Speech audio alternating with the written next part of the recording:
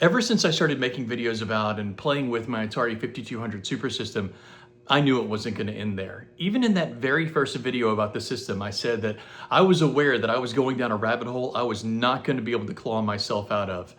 And just a few short months later, that has proven to be true. Hi, I'm Paul, and this is Indie Pop Productions, pop culture from an independent point of view.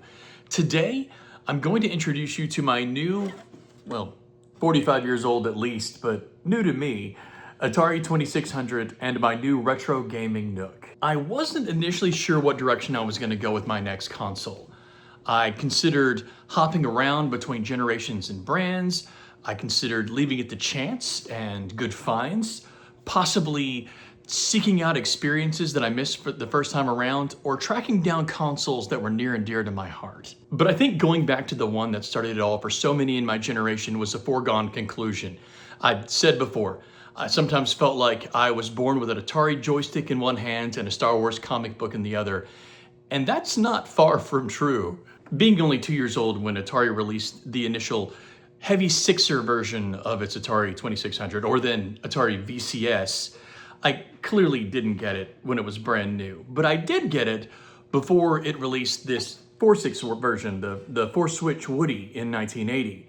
Or at least my dad got it. I remember sitting on the floor in my living room as my dad and his brother, my Uncle Bobby, tried to play Combat. That memory is permanently and vividly etched into my mind.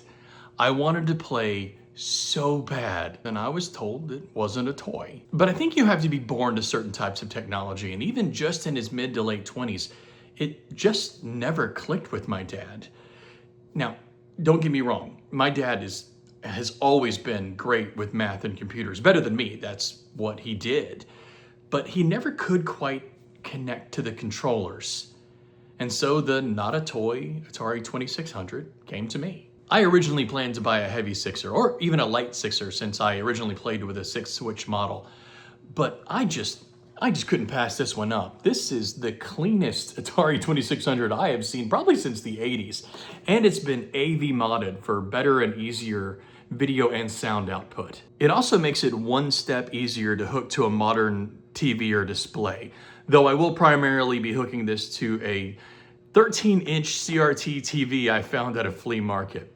Now, let's go hook this thing back into the retro gaming Nook and play some games. Got my new setup with that CRT TV that I purchased at that flea market for, I believe, $35. That top shelf is going to have the 2600 most of the time, but a few of the games that I'm going to try out today, see my 5200 poking out there, and a bottom shelf down there for whatever comes next. I'm going to start off with a little bit of Missile Command. I actually had this for the Atari 5200, and I was wanting to play it a while back, but as I mentioned in one of my videos, the darks on that when it took to a modern TV are so dark that every single thing just sort of disappears into the black. But on the CRT TV, everything looks a lot clearer. I'm able to see everything. I'm wondering now, looking at it, if maybe going forward I should play it in the dark so I don't get so much reflection in there. But it's so much easier to play.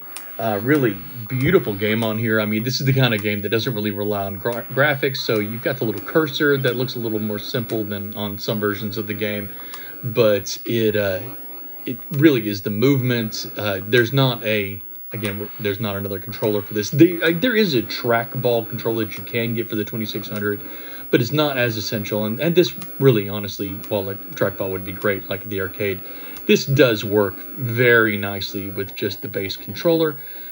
Beautiful game, a lot of fun.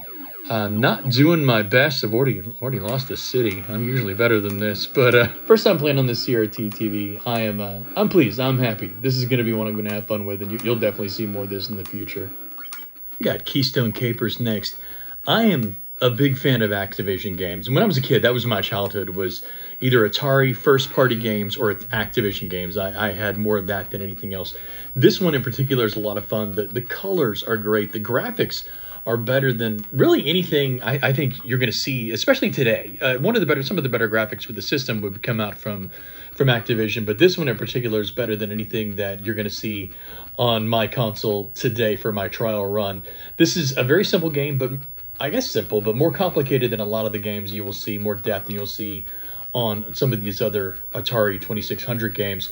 You are a cop, you are running through these levels, you got a little map there at the bottom telling you where everything is, including the criminal that you are chasing, picking up his loot along the way, you are dodging obstacles, making your way floor to floor using these little escalators, or you can use elevators. To me, that's sometimes more trouble than it's worth. You can get stuck going down when you wanted to go up, or just stuck in there too long. Simple on this first level, you know, a few things you got to dodge, but later on there are things you have to duck, you have to disarm bombs, but you're just trying to get to that top floor and get away, and he's pretty close. He's made it pretty far. I'm not, I think I'm quite going as quickly as I should, piddling a little bit, but I think I am just barely gonna catch him. There we go. I thought I was gonna play Atlantis, but when I plugged it in, nothing came up, and it kind of made a little bit of a crunching noise. I'm a little worried to put that in my console at this point. So I grabbed Frogs and Flies by M Network. That'll be my first M Network game to try on here. You guys might have seen me on my Intellivision Sprint video playing the original version, the Intellivision version.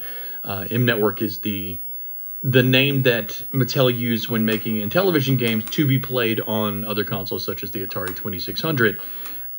It looked, I have to admit, it looked better on Intellivision. The controls were a little better. I did significantly better on the Intellivision version, but it's still fun. It's a cute little game. You are player one. You can either have player two, or you can play against the computer like I'm doing right now. You jump back and forth between these lily pads, catching flies. The day goes on as you play, and you just got to try to make sure you catch more flies than the other frog. Another Activision title, this is Laser Blast. Now, Laser Blast was my absolute favorite game when I was a little kid. I played this constantly. I could flip the score, meaning I can get it to the highest number and then it would start over at 0. I could play it all day. Not as good at it right now, but I kind of feel like it's one of those things that sometimes is rough if you watch a movie that you haven't seen in a really long time. You remember it from your childhood and think it was awesome, and you watch it again as you're adult, and it's a little bit disappointing. This game is very redundant. It doesn't really get any harder. It doesn't really speed up. The enemies don't get much smarter. Once you find the rhythm, it's easy to just kind of keep on going, which is clearly why I was able to flip it even as a little kid. I will say, you know, when I was a kid, you only had so many games. You got a game, maybe at Christmas, you got a game for your birthday. If you were lucky, something could go on sale and your parents would give you something throughout the year. So you got the games you got and you played them like crazy until you got good at them. And I guess I just got really good and loved playing Laser Blast. And of course, you can't try out a new console without giving Pac-Man a go. So here is the infamous Atari 2600 version of Pac-Man. You know, a lot is said about this game, that it's the worst game ever made. It's not. It could have and should have been a lot better. We know it could have, because just a short time later, Miss Pac-Man came out, and that was, you know, using the same concept, the same technology, and it was significantly better. But the worst game, no, there's a whole lot worse games out there, and people blame it in a lot of ways, this and E.T., for tanking the industry, the crash of 1983. But no, that's not, it didn't help, but that's not the reason. The reason was all of the, what we would now call shovelware out there, just absolutely terrible games flooding the market. And this, E.T. and Pac-Man didn't help by them making so many copies of it and it not being as popular as they expected it to be. But the fact is, it's the best-selling game in the history of the console. And for those of us that were kids playing it at the time, yeah, it was a little disappointing. It wasn't as good as what we were used to at the arcade, but it was Pac-Man, and we could play it in our bedrooms or in our living rooms. And, you know, there could be worse. There were worse times to be had then and now on home console games. I am very excited to begin digging into the Atari 2600. I am looking forward to exploring the library. I want to get into the homebrew scene. I want to experiment with controllers, especially paddle controllers. As there have been multiple times that I've complained about all the games in the 5200 that were clearly designed for paddle use but have no paddle support. I have a series called 3 Deep on the Atari 5200, where I discuss the history and legacy of 3 Atari 5200 games per video. Now, there are a limited number of Atari 5200 games, so setting a goal of eventually tracking down, playing, and covering every one of those games is not terribly unrealistic. So many games were made for the 2600 that it crashed the industry.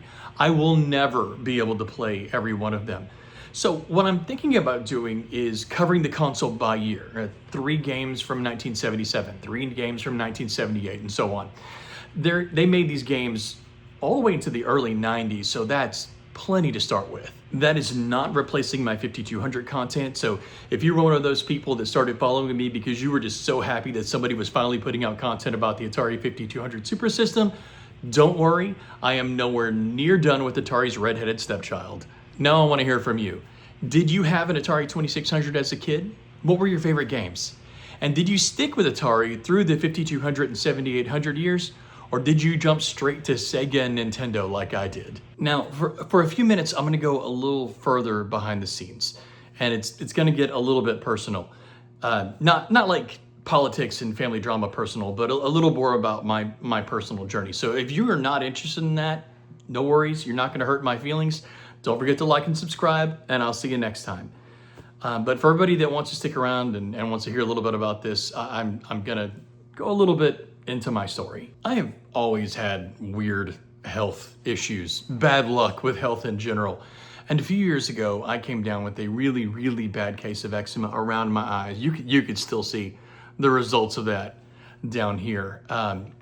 And while that was going on, they were giving me treatments, and some of the treatment involved topical steroids in and around the eyes, which nobody warns you when they're doing that can cause early cataracts. So I came down with cataracts probably a good decade before it would have been normal for me to do so. And they came on fast and they came on hard. They, deteriorated my eyesight, or I guess obstructed my eyesight would be a better way of saying it, much more quickly than cataracts normally do when they're formed. I mean, usually you see them and you're like, yeah, we got a decade before we got to mess with those. No, we didn't have a decade. It was complicated by the fact that the eczema is right there. So while cataract surgery is one of the more normal surgeries, lots of people have it. I mean, ask 3 people over 60 if they've had cataract surgery, probably at least one of them is going to say, yeah, it is a very common, very safe, normal surgery. But because of the complications with my skin, I had to get that under control before they were willing to cut my eyes for fear that it would cause some sort of an infection and make my eyesight even worse. Did eventually take all the treatments, got my eczema more or less under control to where they felt, okay, we're comfortable, well, let's go ahead and do the surgery. But by that point, this is January of this year, it was getting bad.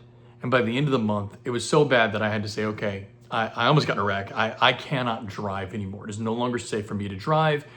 And I really honestly talked to my boss. I can't do my job effectively anymore. I'm a hindrance instead of an assistance at work.